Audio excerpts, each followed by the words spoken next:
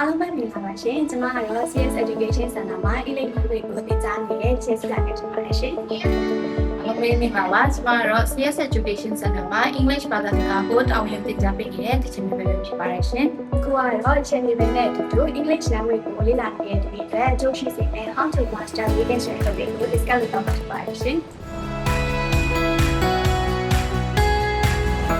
ပထမဆုံးအနေနဲ့ပေါ့နော်ဒီ English language ကိုခုမှစပြီးတော့လေ့လာနေတဲ့ပြည်တွေအတွက် reading skill ပေါ်မှာအခြေအနေနဲ့ဘယ်လိုထင်နေလဲဆိုတဲ့ထင်မြင်ချက်လေးကို sharing လုပ်ပြပါမယ်ရှင်ဟုတ်ကဲ့ဒီ reading skill ကတော့ဘာသာစကားကိုလေ့လာတဲ့အခါမှာအရေးကြီးဆုံး 4 skill တွေက skill တစ်ခုပဲဖြစ်ပါတယ်ဒီ reading ကိုလေ့လာတဲ့သူတွေကများသောအားဖြင့်ပညာရေးဘက်ကိုပို့ပြီးတော့တိုက်စားခြင်းတဲ့သူတွေကိုယ့်ရဲ့ပညာရေးကိုပို့ပြီးတော့မြင့်တင်ခြင်းတဲ့သူတွေအတွက်ပို့ပြီးတော့ကောင်းမွန်တဲ့ skill တစ်ခုပဲဖြစ်ပါတယ်ဒီ reading ဖတ်ခြင်းအဖြစ်ဒီ sentence တွေထဲမှာဘယ်လို grammar တွေသုံးထားတယ်စကားလုံးတွေကိုဘယ်လိုအသုံးပြုထားတယ်ပြီးတော့လို့ရှိရင် sentence structure တွေစသဖြင့်အဲ့ဒါတွေကိုတကယ်ဝင်လေ့လာနိုင်တဲ့ skill တစ်ခုပဲဖြစ်ပါတယ်ရှင်ဟုတ်ကဲ့ပါရှင်ဒါဆိုရင်ရန်လနာလေးအတွက်ပေါ့နော်ဒီ reading habit တစ်ခုတည်ဆောက်ရမှာလိုအပ်မယ်ထင်တဲ့အကြံပြုချက်လေးပဲချက်အနေနဲ့ပြောပြပါအောင်ရှင်ဟုတ်ကဲ့ဒီရန်လန်နာလေးတွေအတွက်ကတော့ဒီကလေးလေးတွေစိတ်ဝင်စားလောက်မယ်ပုံလေးတွေပြပြီးတော့တင်တာဥမာဒီ teaching materials တွေဖြစ်တဲ့ flashcard တို့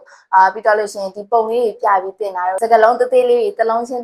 နေပို့သူတို့ကိုအရင်ဆုံးဖတ်ပြခိုင်းပြီးတော့သူတို့အတွက်ကောင်းမွန်တဲ့ reading habit တစ်ခုလေးကိုတိစောက်ပေးလို့ရပါတယ်ရှင်对吧？姐，那所以嘛，喏，这个 reading skills ကိုလေ့လာတဲ့နေရာမှာဒီ slow reader နဲ့ fast reader ဆိုပြီး reader အမျိုးအစားနှစ်မျိုးကွဲနေပေါ့နော်姐။ဒါဆိုရင်ဒီ reader အမျိုးအစားကွဲတဲ့အပေါ်မှာရှင်ရဲ့ဘယ်လိုအကြံပြုချက်လေးနဲ့လုပ်ချင်ပါလဲ姐။ဟုတ်ကဲ့ပါဒီလို slow reader နဲ့ fast reader ဆိုပြီးတော့နှစ်မျိုးကွဲနေတဲ့အပေါ်မှာ bell reader ကတော့ပိုကောင်းတယ်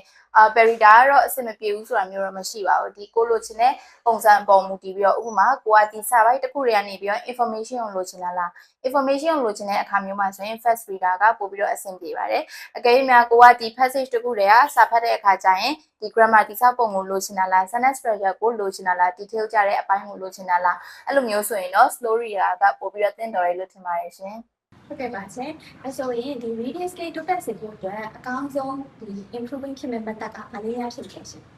ဟုတ်ကဲ့ညီမတို့ reading skill ကို improve လုပ်တဲ့အခါမှာအကောင်းဆုံး method ရလို့ဆိုတာထက်ညီမတို့မှာအဓိကအရေးကြီးဆုံးကတော့ဒီ reading ဆိုတဲ့အလေးထားလေးတစ်ခုရှိနေဖို့ပါပဲဒီစာဖတ်တာကိုအလေးအကျင့်တစ်ခုအနေနဲ့ကွာငငယ်လေးတွေကဒီရဟန္တာဘွားတွေကထက်က practice လုပ်လာမယ်ဆိုလို့ရှိရင်အသက်အရွယ်ကြီးရတဲ့အခါဒီ story ဖတ်တာပဲဖြစ်ဖြစ် paragraph တွေဖတ်တာပဲဖြစ်ဖြစ်စာဖတ်တဲ့အလေးအကျင့်ရှိတဲ့သူတယောက်ကတော့ဘယ်လိုပဲဖြစ်ဖြစ်ကောင်းကောင်းမွန်မွန်ပို့ပြီးတော့ဖတ်နိုင်တာပေါ့နော်